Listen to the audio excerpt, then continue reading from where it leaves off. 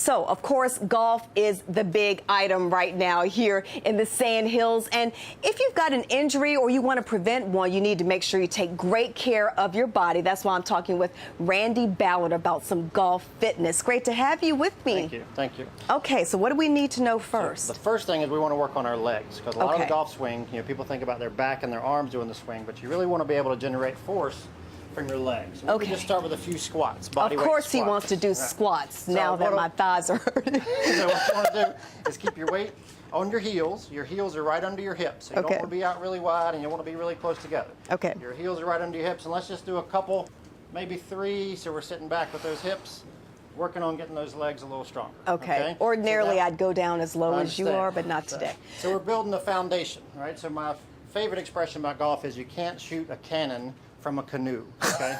So you got to have a strong foundation down here, okay? Okay. So the next thing we're going to work on is some core stability. Same thing. We're going to work on a kettlebell swing. So what I want you to do is hold this kind of by the horns, and I want you to act like you're swinging a golf club, except we're going to exaggerate a little bit. We're going to go from this hip over this shoulder. Okay. 15-pound kettlebell. So assume your golf stance. You got your knees bent slightly. You're coming down. We're going to rotate all the way through it and point this hip towards me over here. So you're rotating, turning on that toe, and finish like you would finish your golf shot. There you go. So now we're working on those hips. How's that look? Looks pretty good. Okay. All right, now just to be balanced, let's try a few on the other side. All right. So you're going to swing left-handed. That's the one thing about golf, it makes us really strong on one side and really flexible on the other side, and that's not necessarily the best thing for your back. You want to be equally strong on both sides. Okay.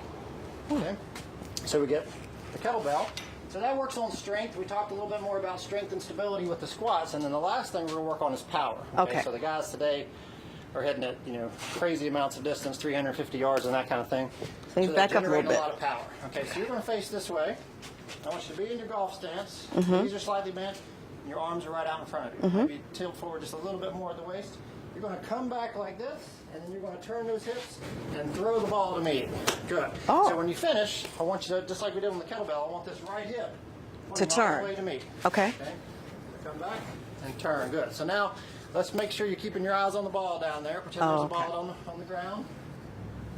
And turn. Good. Now let's do a little more power. Go ahead and let it fly a little bit. Try not to hurt you, Randy. You won't hurt. You won't hurt. Got so much power. Good. That's perfect. So now it's kind of coming on more of a beeline now. That's what we're looking for.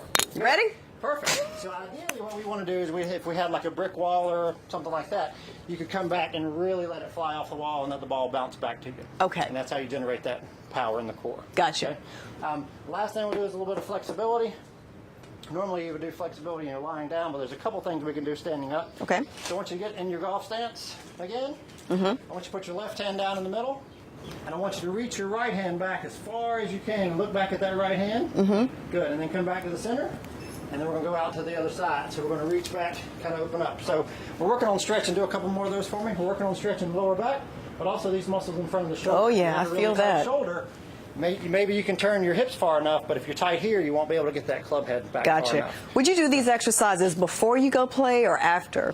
The flexibility you would do before, but everything else would be kind of in your normal workout routine, whether it's 2 days a week, 3 days a week, that kind of thing. That stretching really felt good. And then the last thing we'll do is a balance exercise, because some of us have bad balance.